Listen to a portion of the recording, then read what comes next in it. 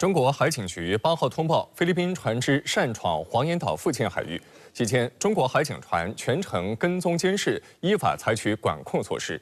值得注意的是，这次侵闯正值东盟峰会召开之际，菲方挑衅行动背后有何盘算，又会给地区局势带来哪些危险因素？ 中国海警8号发布消息称，当天未经中国政府允许，菲律宾3001、3002号船执意侵闯中国黄岩岛附近海域，中国海警船全程跟踪监视，依法采取管控措施，现场操作专业规范、正当合法。 中国海警局新闻发言人刘德军表示，中国对黄岩岛及其附近海域拥有无可争辩的主权，对相关海域拥有主权权利和管辖权。我们敦促菲方立即停止侵权行径。中国海警将依法在中国管辖海域持续开展维权执法活动，坚决维护国家领土主权和海洋权益。 值得注意的是，菲方年内已在黄岩岛附近实施多次挑衅活动，中方均通过执法行动予以挫败。 今年5月，菲方派出5艘商业渔船，携带约200名渔民驶向黄岩岛周围海域，蓄意碰瓷卖惨，以所谓平民为肉盾，实施非法侵权活动。结果，中国海警早已在黄岩岛海域严阵以待，菲方闹剧最终以失败告终。此后，菲方玩火动作不断升级。8月，解放军南部战区为黄岩岛附近海空域组织联合战巡期间，菲律宾空军一架 NC-212型机不顾中方 反复警告，执意非法闯入黄岩岛空域，干扰中方正常演训活动。南部战区随即组织海空兵力，依法进行识别查证、跟踪监视、警告驱离。就在上个月，解放军南部战区再为黄岩岛附近海空域组织例行性演训活动，实战检验任务部队侦察监视、警巡待战、联合打击等能力。 此外，随着7月中方就管控仁爱礁局势同菲方达成临时性安排，以及非法滞留宪兵礁近5个月的菲海警9701船在9月驶离，观察指这也成为菲将目光转向黄岩岛的主要原因。让菲律宾在南海问题上，它就是采取一个多点出击，然后浑水摸鱼。它这个在黄岩岛在不断的这个冲闯，它是让把黄岩岛重新争议化。因为我们知道，实际上2013年之后，黄岩岛基本上 属于中国实际控制，那这个地区也没有太多的争议。菲方此次非法侵闯黄岩岛的时间点同样值得注意。8号当天，政治地区领导人齐聚老挝，准备参加第44届和第45届东盟峰会之际，菲方选在这一时间点实施挑衅行动，恰恰暴露了菲方借机炒作南海议题、升级紧张事态的险恶意图。此前有消息就指，菲总统马克思或将在峰会期间炒作所谓中国威胁，并号召东盟国家共同对抗中国。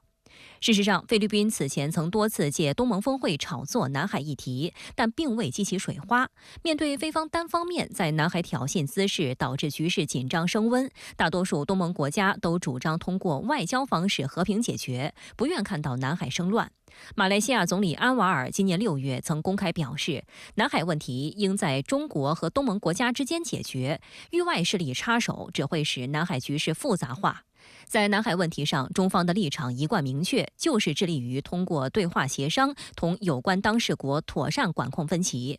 2002年，中国与东盟共同签署《南海各方行为宣言》，经过22年成功实践，宣言已经成为公认的南海法律秩序的重要组成部分，得到地区国家广泛认可。 今年7月，在老挝万象举行的东亚合作系列外长会上，中共中央政治局委员、外交部长王毅就南海问题再次阐明中方立场。会议期间，王毅会见了菲律宾外长马纳罗，指出中菲关系目前站在十字路口，面临何去何从的选择，对菲方释放清晰信号。菲律宾在炒作南海问题的时候，它现在已经形成了一 套比较固化的模式，因为他实际上也知道，在海上一线的这种摩擦当中，实际上菲律宾很难占到便宜，所以他是根据这些重要的节点吧，南海问题试图塞入到这个地区论坛的一个主要议程当中，形成一定的联动，向中国施压。来关注中东局势，美国总统拜登和以色列总理内塔尼亚胡9号进行通话，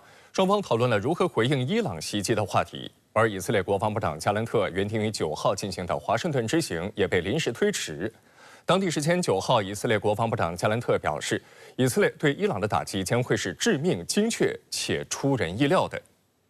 当地时间9号，白宫新闻秘书让·皮埃尔在新闻发布会上表示，美国总统拜登与以色列总理内塔尼亚胡当天进行了直接且富有成效的通话，双方讨论了与伊朗袭击行动有关的话题。这是2人近2个月以来的首次通话。根据白宫方面公布的情况，美以双方似乎仍未就以色列如何回应伊朗的袭击达成一致。It lasted about 30 minutes. It was 30 minutes long. It was direct.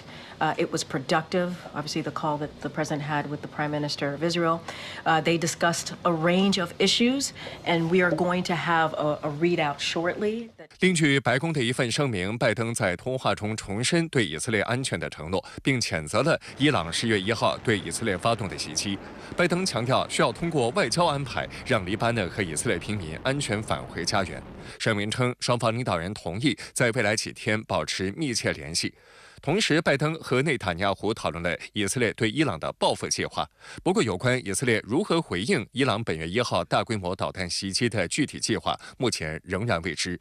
值得注意的是，就在内塔尼亚胡与拜登通话的前一天，以色列国防部长加兰特推迟访美行程。有消息人士称，加兰特此行之所以被推迟，是因为在出发前几个小时，内塔尼亚胡否决了其行程，并提出只有他与美国总统拜登通话，并且以色列安全内阁批准对伊朗导弹袭击的回应方案后，才会批准这次访问。内塔尼亚胡这样做，再次表明他与加兰特关系紧张，也显示出了美以政府间的极度不信任，也让外界怀疑拜登政府能否阻止中东地区爆发更广泛的战争。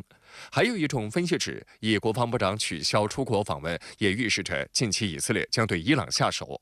当地时间9号，以色列国防部长加兰特表示，以色列对伊朗的打击将会是致命、精确且出人意料的。同一天，伊朗伊斯兰革命卫队司令顾问贾巴里表示，如果以色列对本月1号的伊朗导弹袭击展开报复，伊朗将对以色列进行更为猛烈的回应。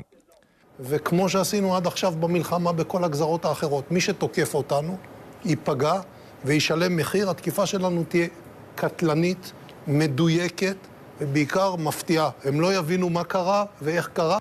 加兰特强调，在伊朗10月1号对以色列的袭击中，以色列空军没有受到损伤，所有跑道均正常运转。此外，也没有任何士兵或平民受伤。同一天，伊朗伊斯兰革命卫队司令顾问贾巴里表示，在1号伊朗向以色列发动的大规模导弹袭击中，伊朗的导弹穿过以色列的防御网，并命中了目标。大约有20架以军战斗机在本次行动中被摧毁或烧毁。加巴里称，如果以色列对此展开报复行动，那么以色列袭击伊朗的一处设施，伊朗就将袭击数十个以色列的安全、军事和经济中心作为回应。自10月1号伊朗对以色列发动大规模导弹袭击后，以色列方面誓言必将予以报复，放话或将打击伊朗石油设施等，而伊朗方面也多次表态已经做好多种应对准备。随着以色列发起多线作战，中东局势日益紧张。多名美国官员表示，最近几周，拜登政府对以色列关于其军事和外交计划的说法越来越不信任。不过，美国和以色列官方都拒绝就这一报道内容做出评论。美国官员称，近期拜登政府多次对以色列的军事或情报行动感到意外。在一些情况下，以色列战机已经在前往中东某地实施空袭的途中，美国才得到消息。以色列并未提前告知拜登政府在伊朗暗杀哈尼亚的计划、遥控引爆黎巴嫩真主党所持传呼机和对讲机的计划，以及在贝鲁特打死纳斯鲁拉的计划。报道称，美国官员透露，纳斯鲁拉遭到以军空袭身亡后，以色列国防部长加兰特向美国国防部长奥斯汀通报了这一消息。奥斯汀认为加兰特违背了信任，因为通知太晚，导致五角大楼无法采取措施保护该地区的美军。美以领导人通话讨论以军对伊朗的报复计划，而双方的主要分歧在于，有消息说以色列是想趁机袭击伊朗的核设施和石油设施，但是美国反对。那尤其是在美国大选这个关口，拜登不想引发中东更大的战火，从而影响哈里斯的选情。那为了拉住以色列，拜登拿出了3招。那第一招就是利诱，承诺只要以色列不袭击特定目标，美国会提供一系列的额外帮助。那第2招就是不配合，包括不提供伊朗相关设施的准确情报，不让美军配合以军的行动。那第3招则是邀请和内塔尼亚胡不和的以色列防长访美，在以政府内部做文章。那内塔尼亚胡则是直接取消了防长的访美计划。但是客观来说，如果没有美军的配合，以色列想单独报复攻击伊朗，其实也并不容易。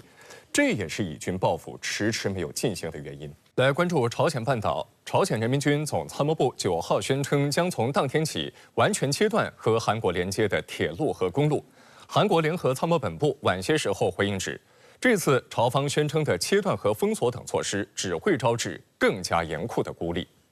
据央视新闻报道，朝鲜人民军总参谋部声明指，由于与朝鲜方南部国境交界的韩国地区无时无刻的同时多发性的进行侵略战争演习，其力度已完全升级，加之一批批美国核战略资产随时出没，对方不断宣称要对朝鲜政权终结，朝鲜半岛的尖锐军事形势要求朝军方坚决采取更强硬的反制措施，以切实维护国家安全。针对朝鲜南部国境一带的严重事态，朝鲜人民军总参谋部宣布，将采取实质性军事措施，彻底分离朝鲜的主权行使领域与韩国的领土。朝方将从9号起完全切断与韩国连接的朝方地区公路和铁路，进行防御设施要塞化加固工程。整体上看，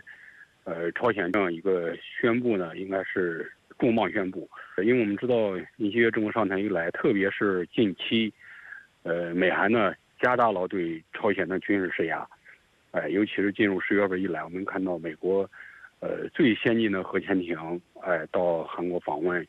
，B-1B 轰炸机呢也是飞临这个朝鲜半岛，所以在这个背景之下，为了应对这样一个威胁呢，朝鲜呢将采取，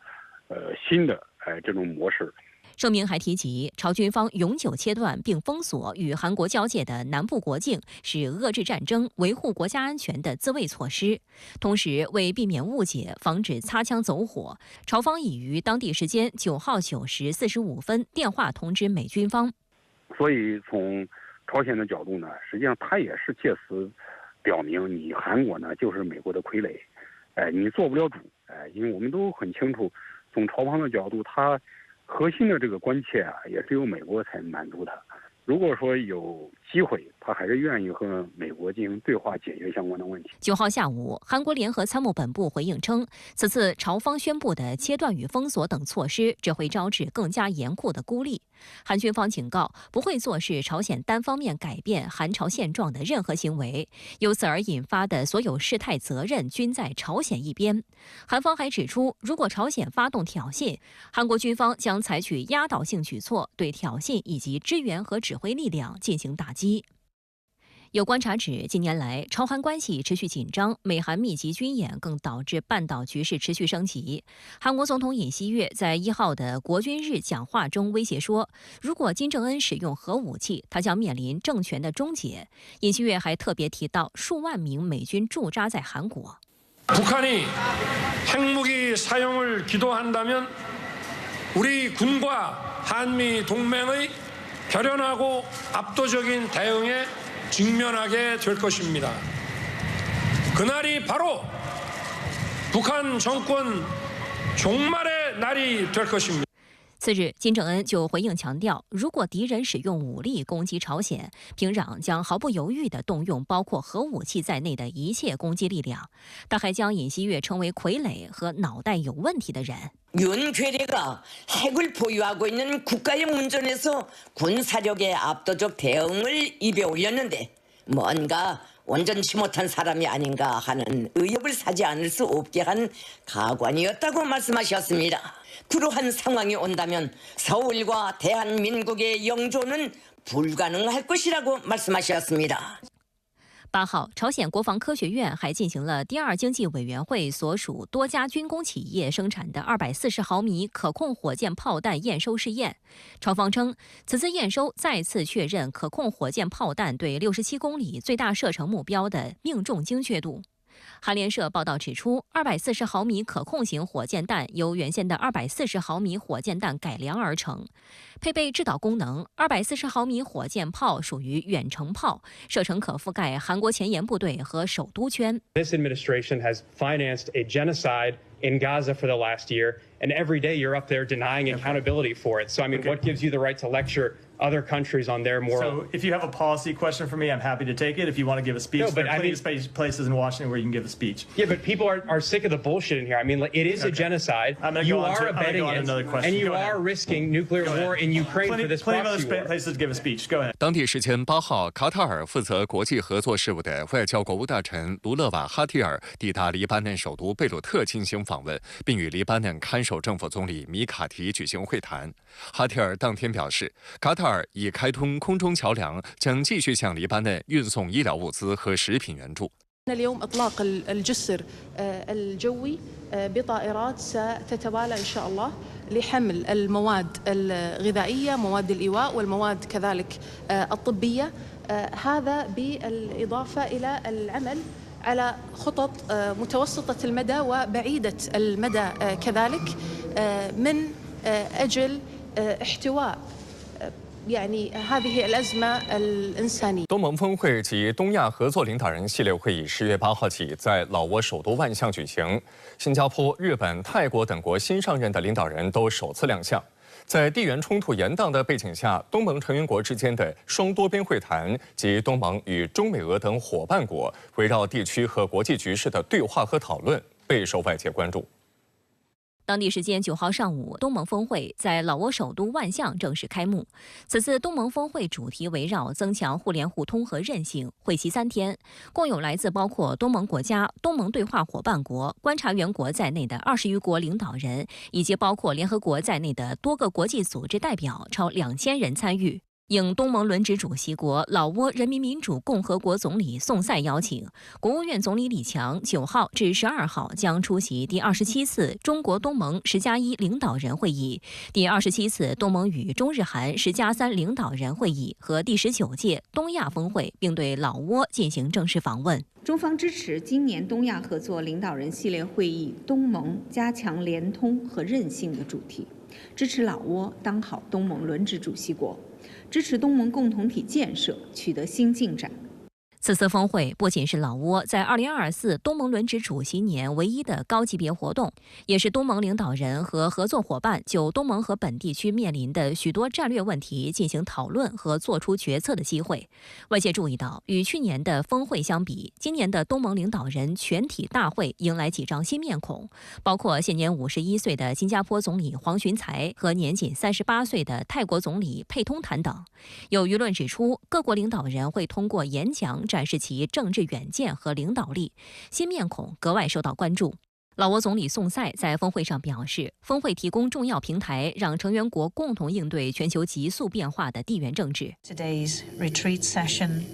is especially significant, offering us an opportunity to discuss the best approaches to addressing